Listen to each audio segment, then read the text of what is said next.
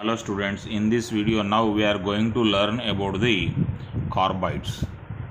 Now first of all let us learn what is meant by the carbides. Okay, so yes, look here my dears, carbides are the binary compounds. Here binary compounds means the compounds formed with the combination of only two elements. The compounds formed by the combination of only two compounds are known as the binary compounds. Okay, so here carbides are the binary compounds of carbon formed with the elements whose electronegativity is less than itself.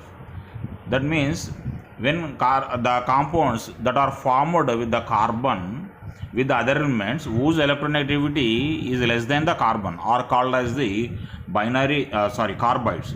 In the similar way, we define the oxides, nitrides, hydrides, like that. For example, hydrides are the binary compounds of hydrogen formed with the elements whose electronegativity is less than itself. And we know very well that metals only have less electronegativity than the hydrogen. Generally hydrogen forms hydrides with the metals only. Okay. In the similar way, now here electronegativity of the carbon is 2.5. Okay, 2.25, and the electronegativity of the elements which lie on the left side of the periodic table generally have the less electronegativity than the carbon, because we know very well that metals lie on the left side of the periodic table and non-metals lie on the right side of the periodic table. Okay na? And we know very well that metals means the elements which lose electrons and form cations. So we can say that metals have the less electronegativity than the carbon. So carbon forms the carbides. So the compounds of the carbon formed with the metals generally we can call them as the carbides. So some other non-metals also have the less electronegativity than the carbon. So they also form the carbides with the carbon. For example, you see here in the periodic table in the fourth group, the electronegativity of the silicon is 1.8 only, whereas the electronegativity of the carbon is 2.5. So silicon may form the binary compounds with carbon. So that binary compound here we call it as the silicon carbide. Okay. So here once again we recollect the definition. Carbides means the binary compounds of carbon that are formed with the elements whose electronegativity is less than the carbon are called as the carbides. Okay na? So we can apply this definition for the oxides, nitrides and oxides and hydrides also. Okay na? So the same definition we have to write for those compounds also. Okay. Now let us go for understanding the classification, preparation, properties of the carbides. Okay. Now we move on to the what is that classification. Okay. Yes, this is the classification of the carbides. Okay. Mainly we can classify the carbides into mainly three categories. One is the ionic salt. Oh, what is that? Yes. First one is the ionic salt. Second one is the ionic carbides. Second one is the covalent carbides, and the third one is the interstitial carbides. Ionic carbides are also called as the salt-like carbides. Okay. Again, we can divide these ionic or salt-like carbides into three types depending on the products that they form during their hydrolysis. Okay. So first one of them is the methanoids, and the second one of them is the acetyloids, and the third one of them is the allylides. So here we have the three types, and here we have the 2 types. So on the whole we can say that carbides are of the 5 types. Carbides are of the 5 types. 3 come under again ionic or salt-like carbides, and other 2 are covalent carbides and interstitial carbides. Okay. Then we move on to the preparation properties and other things of the other carbides. Okay, now one by one. So okay, now we move on to the ionic or salt-like carbides. Okay, so generally these are formed by the elements which have less electronegativity than the which have very less electronegativity than the carbon. So, and we know very well that metals first A group, second A group and third A group elements have very less electronegativity than the carbon. So these ionic or salt-like carbides are formed by the first A group, second A group and third A group elements. And we know very well that first A group elements are what is that? Lithium, sodium, potassium, rubidium, cesium and francium are the first A group elements. Okay. And we know very well the second A group elements. They are beryllium, magnesium, calcium, strontium, francium. Second A group elements are beryllium, magnesium, calcium, strontium, barium and radium. We can remember these elements as the Be, Me, Costa, Bere. We can remember the first A group elements with the code that is Lisapo, Lucipra, Li for lithium, So for sodium, Po for potassium, Ru for rubidium, C for cesium, Fra for francium. So Lisapo, Lucipra. With that acronym, we can easily remember the first A group elements. And with the acronym or a shortcut or whatever may be the name, we have to remember that one. Okay, na? So Be, Me, Costa, Bere. So with this word we can remember the second A group elements. Okay, in the similar way we can remember the third A group elements. Third A group elements are boron, aluminium, gallium, indium and thallium. This is boron. Okay, boron, aluminium, gallium, indium, thallium. So we can remember them as the Bal, Gal, Inthal, BAL, Bal, GA, Gal, In, Thal, TL. So like that we can easily remember the elements. Okay, na? So ionic carbides means the carbides of the carbon that are formed with the strong electronegative elements, electropositive elements like first A, second A and third A group elements. Okay, na? And here in these ionic or salt-like carbides, we have the ions instead of the molecules. And we have to remember that in covalent substances we have the molecules, whereas in the salts we have the ions. So here, as the carbon is the most electronegative element, here carbon exists as the anions and the other elements, that means the metals here exist as the cations. Okay, na? So that we have to remember. Now we move on to the preparation of the salt-like carbides. Here these ionic or salt-like carbides are prepared by allowing the metals to react. Metals are metal oxides to react with the carbon or carbon monoxide or hydrocarbons like acetylene. Okay, na? So here look here my dear, here in these reactions beryllium is reacting. Beryllium is in the elemental state and it is metal, and aluminum is also in the elemental state. These are metals. These metals are directly combined with the carbon. Here we are getting the beryllium carbide and here we are getting the aluminum carbide. So Bu2C and Al4C3. Okay, next we move on to the next method. Here in this case, look here, calcium oxide and aluminum oxide. So these are metal oxides. Here these metal oxides are reacting with the carbon. In the previous slide, look here, metals are reacting, whereas in the next slide, what is it? Yes, metal oxides are reacting with the calcium oxide and aluminum oxide are reacting with the carbon. Okay, So here by using this metal oxide also we can prepare the what is that, carbides. Okay, next we go for the next slide. Look here, metals again, we are taking the metals. Aluminum and lithium metal are reacting with the carbon monoxide, and we are getting the aluminum carbide, lithium carbide along with the other compounds. Okay, na? So next here you see here, lithium and silver oxide are allowed to react with the acetylene.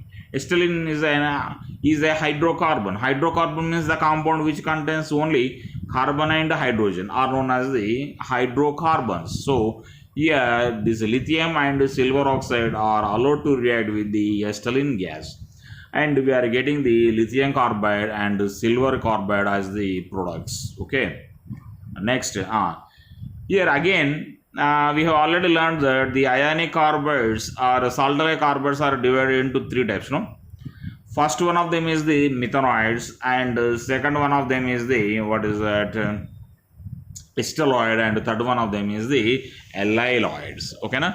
So methanoids are the ionic carbides that produce methane gas on hydrolysis, are called as the methanoids. Okay, na? So the carbides which react with water and release methane gas are called here as the methanoids. So they produce methane gas. The name itself indicates what is meant by the methanoids. Okay, na? And here methanoids contain C-4 or C3-4 ions in it. Okay, let us look some example for the hydrolysis reaction of the methanoids. Okay, so here what is that, beryllium carbide is reacting here with what is that, water, and we are getting the beryllium hydroxide and methane. Here we are, these reactions can be easily written if we understand that basic idea. Okay, na? We know very well that hydrogen can exist as the H plus and OH minus. Okay, na? So this is H plus and this is OH minus. And in carbides, look here, carbon exists as the -4. That means in ionic carbides, carbon is existing as the minus anion, and metals are, for example, in the beryllium carbide, look here, beryllium is existing as the positive cation. Okay, na? So naturally what happens, this anion goes near to the positive ion, and this cation H plus ion goes near to the carbide ion, that means anion. So like that we can easily write the products. Okay, na? So when these methanoids are allowed to react with the water or in the hydrolysis process, carbon combines with the H plus ions of the water and releases the methane gas, whereas the metals react with the OH minus ions, metal cations react with the OH minus ions and form the hydroxide ions. Okay, na? So what is that, beryllium carbide forms the beryllium hydroxide and methane gas. Boron carbide reacts with water and forms the, sorry, here I have written the wrong formula. So instead of the BOH taken 3, here I have written what is that, BOH taken 2, so that we have to remember. And aluminum carbide forms the aluminum hydroxide and methane.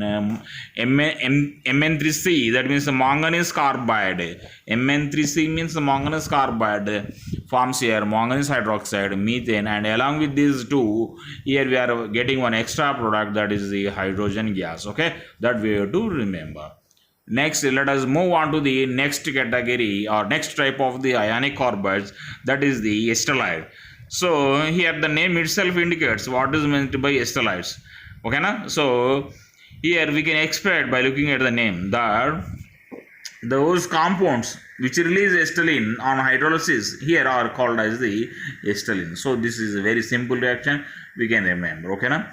So here, for example, in a what is that, in stelloids we have the C2-2 ions. Okay, here also I have written somewhat wrong formula, so here you note that one, that here we are having in stelloids we are having the C2-2 ions, C2-2 ions, that we have to remember.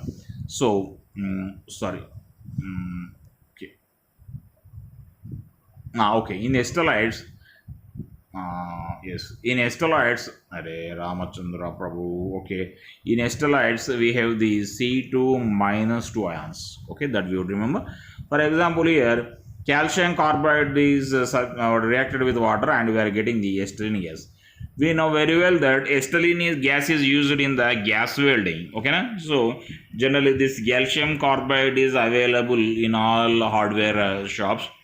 So in gas welding, this calcium carbide is used. Okay, added to the water and we get the acetylene, and that acetylene gas is used for the welding purpose. Okay, so whenever we burn the hydrocarbons or hydrates, we get lot of energy.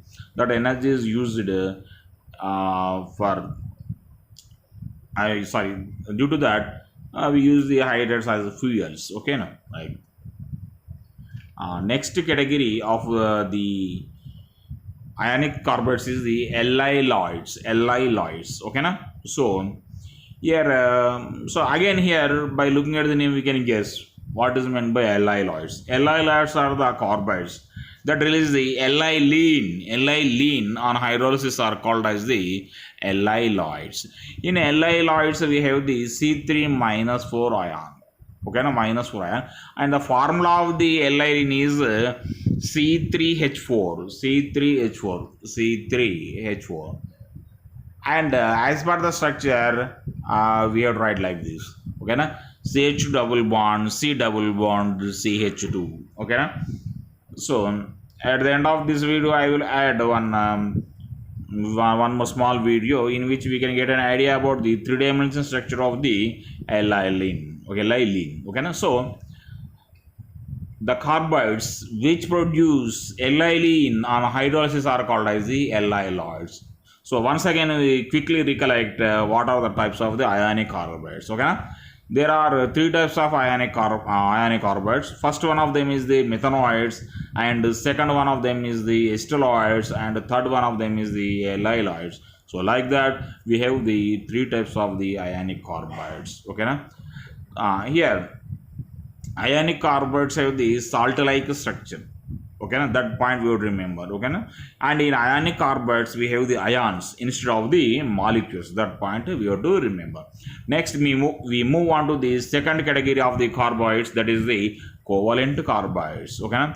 The carbides of the elements whose electronegativity is almost equal to that of the carbon are known as the covalent carbides. For example, boron carbide and silicon carbide are the best example for the covalent carbides. Okay, here electronegativity of the boron is the what is that 2, because look here we can easily remember the electronegativities of the second period and third period elements. For example, look here, lithium electronegativity is 1, beryllium electronegativity is 1.5, boron electronegativity is 2, carbon electronegativity is 2.5, and nitrogen electronegativity is 3, oxygen electronegativity is 3.5, and fluorine electronegativity is 4. So like that we can easily look here 0.5 difference is there between two adjacent elements. So like that we can easily remember. And here the highest electronegative element is fluorine, and its electronegativity is 4, fluorine 4. Like that we can easily remember the electronegativity of the fluorine, that is 4. Okay, na? And electronegativity of carbon is 2.5, and electronegativity of the boron is 2. Okay, na? So here a small difference only is there. Small difference is there between a boron and carbon. Only small difference, that we would remember. And here silicon carbide silicon electronegativity is 1.5. Okay, na? In the previous slides we have observed that one. Okay, na? Silicon electronegativity is 1.8. So a closeness is there in the electronegativities of these elements. So that's why we these carbides are here called as the covalent carbides. Okay, na? Here silicon carbide is also called as the carborundum. So that is the commercial name of the silicon carbide, and in the competitive exams this is a very, very important question. And acetylene is also or calcium carbide. The reaction of the calcium carbide with water is also very important for the competitive exams. Here in the competitive exams we get this question, which compound is called as the carborundum, or what is artificial diamond. So like that, generally we get the questions on the covalent carbides. And in the covalent carbides we have the molecules instead of the ions. Okay, now they don't have the ions, here they have the molecules, so that's why they are called as the covalent molecules. Okay, now next, um, here we go for the preparation of the covalent carbides. So here also very simple method is there. Here covalent carbides are prepared by reacting carbon with the oxides. For example, in order to prepare the boron carbide, we have to react the boron oxide with the carbon. And in order to prepare the silicon carbide, we have to react the silica, SiO2. SiO2 means silica. Here we have to remember that Si is silicon. Si is silicon and SiO2 is silica. In the similar way, Al is aluminium and Al2O3 is alumina. Mg is magnesium and MgO is magnesia. Sr is strontium and SrO is known as strontia. Ba is known as barium and BaO is known as the baryta. So like that we have to remember. Si is known as the silicon. SiO2 is known as the silica. That we have to remember. Okay. So these are also very simple reactions to balance and to remember. Okay, now? Okay, now we move on to the properties of the covalent carbides. Here, covalent carbides generally have the giant structure. That means a big structure. They don't exercise the simple or individual molecules. So that's why what happens means they are very resistant to the reaction with the other substances like dilute acids or concentrated acids or water. Okay, na? So due to their giant structure and due to the bond strength, they don't undergo hydrolysis very easily and they don't react with the acids and bases. Okay, now that we have to remember. As they are having very hard that giant structure, generally they are very hard.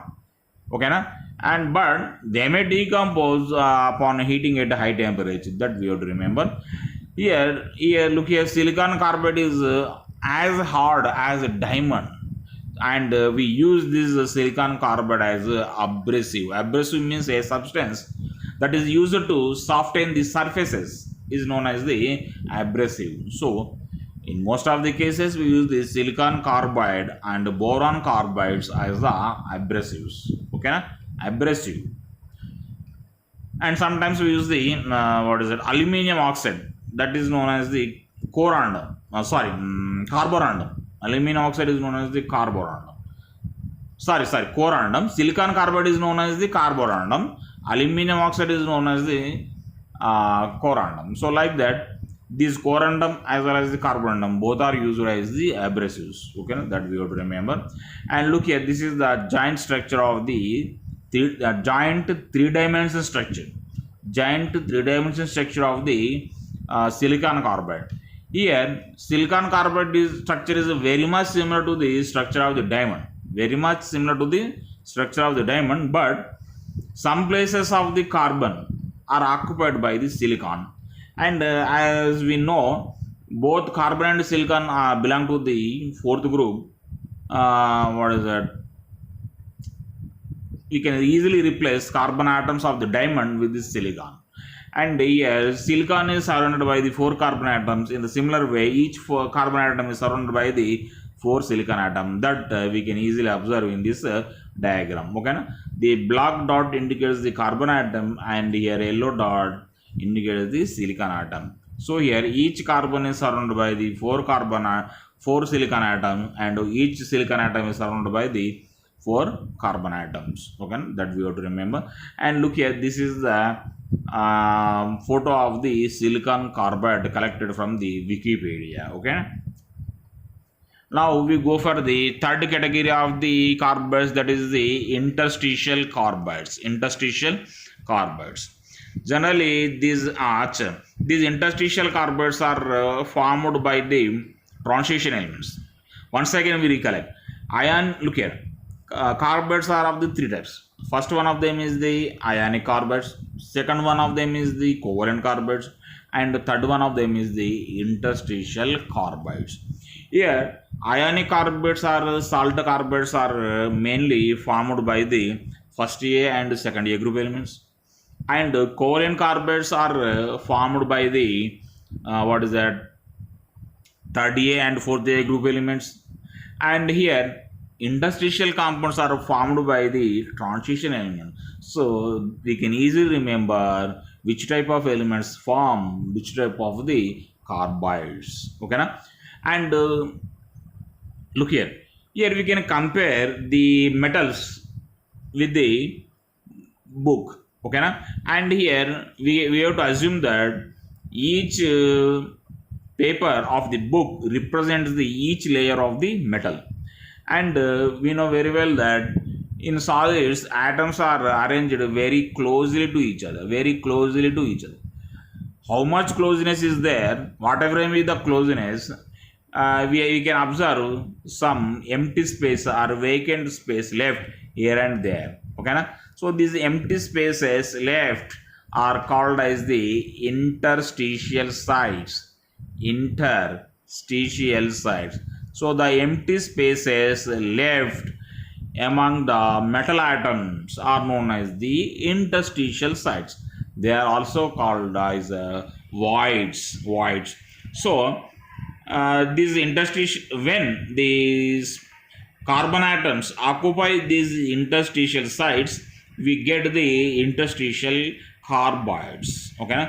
So we get the interstitial. These interstitial compounds are formed by the other elements also. For example, these interstitial carbides are formed. Interstitial compounds are also formed by the hydrogen as well as the nitrogen also. Then we call them as the interstitial nitrides and interstitial hydrides. So if we have an idea about what is meant by interstitial, we can easily define what is meant by what. Okay na?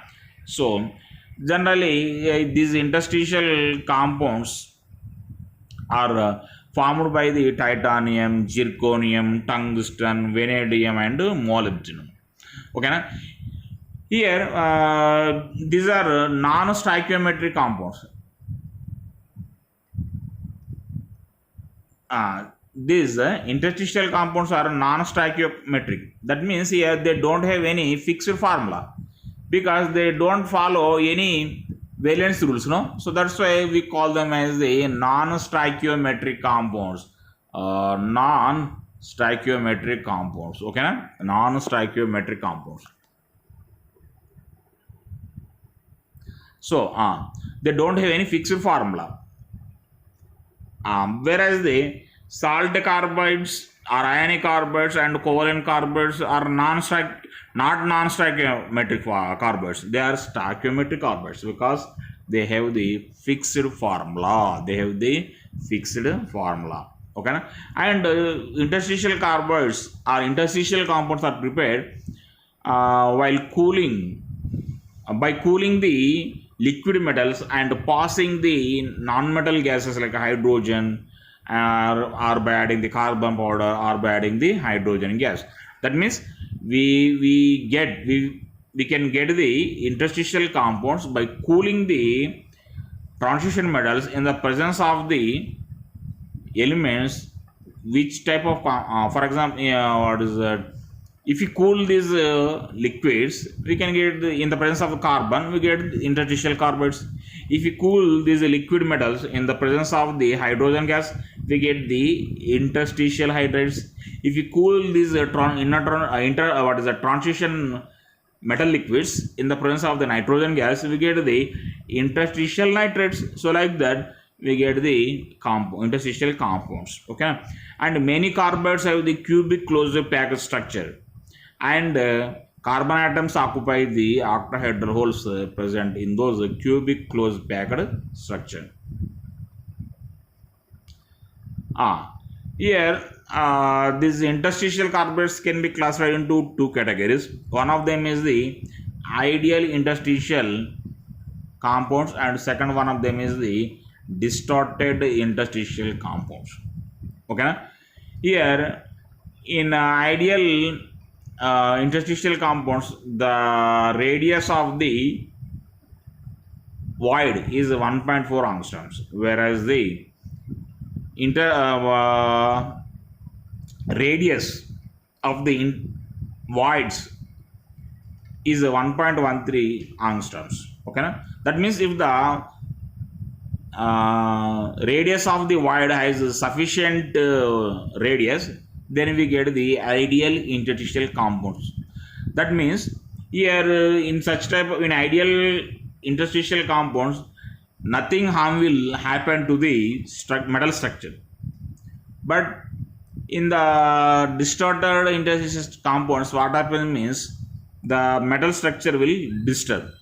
Okay, na? Because here this 1.3 angstrom radius void cannot accommodate the carbon atom perfectly. So that's why if the structure disturbs somewhat, so as a result we get the distorted compounds. Okay, so that is the difference in the ideal interstitial compounds and the distorted interstitial compounds. Okay. So look here. To get an idea about the interstitial void, I have taken this picture from the net. Okay, na? So here some what is that? Okay. Look here, my dears. So these are the empty spaces. Okay, na? Okay, right.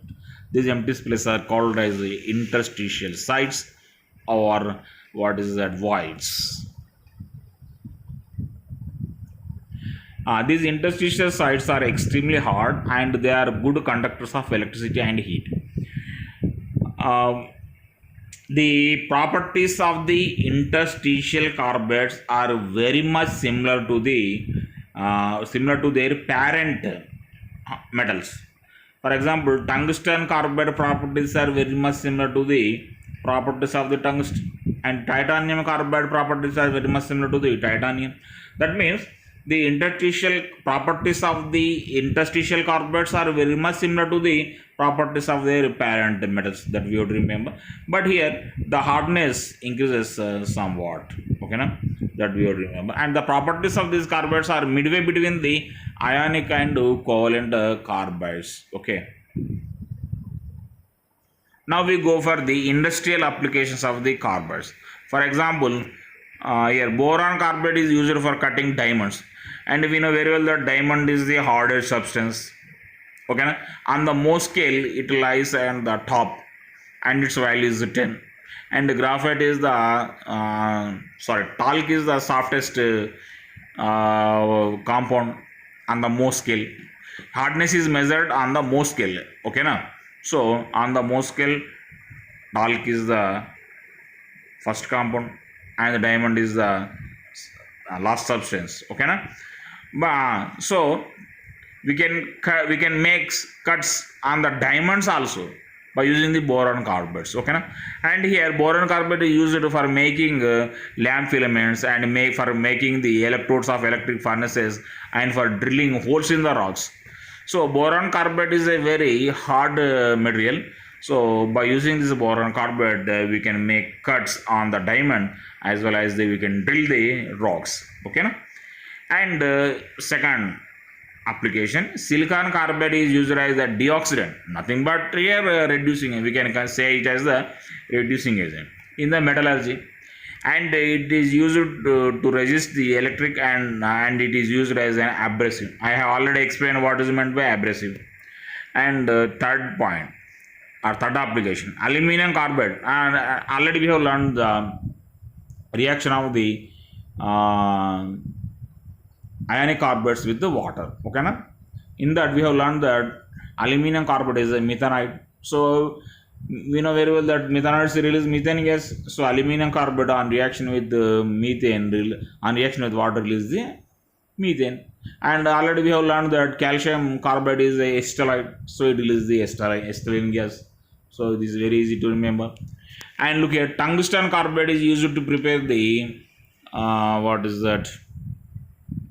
high strength tools, and we use the tungsten carbide to prepare the balls of the ballpoint pens. Okay, na? So that point we have to remember.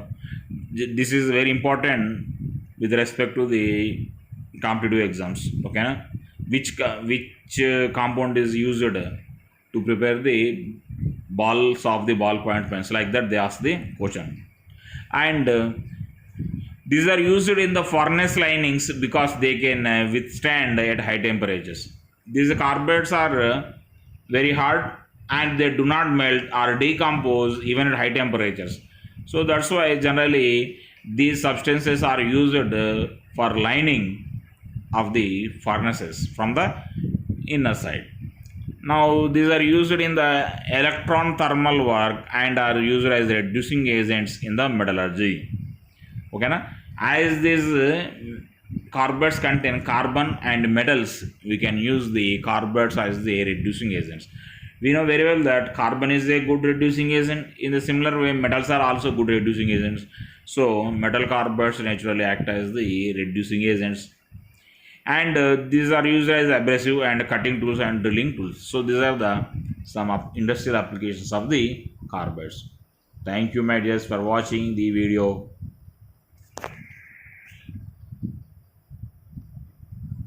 Hello, my dear students. We try to get an idea about the three-dimensional structure of the alkyl. This, for example, consider it as the carbon 1. This consider it as the second carbon, and consider this as the third carbon. Here, this carbon undergoes sp2 hybridization, and this carbon undergoes sp hybridization, S and P. Now this third carbon also undergoes sp2 hybridization. So first and third carbon undergo sp2 hybridization, whereas the second carbon undergoes sp hybridization. So around the first and third carbon we will observe the planar triangle structure, and whereas around the third carbon also we observe the same planar triangle structure, but whereas around the second carbon we observe the linear structure. So around the first carbon we have the one CH2 unit, and the third carbon also forms one CH2 unit. So like this we observe the planar triangle structure around the first and the third carbon. So whenever we rotate this molecule, what happens? Let us see. Look here. Whenever we rotate the molecule, what happens? Now the first CH2 unit is in the vertical position and the second CH2 unit is in the horizontal position.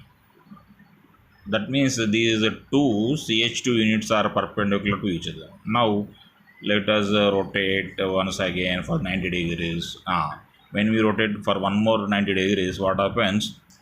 The second CH2 is coming lying in the plane, whereas the first CH2 is lying on the vertical position. So like that, these two CH2 units lie perpendicular to each other. Okay, so that is the extra information we have to remember here.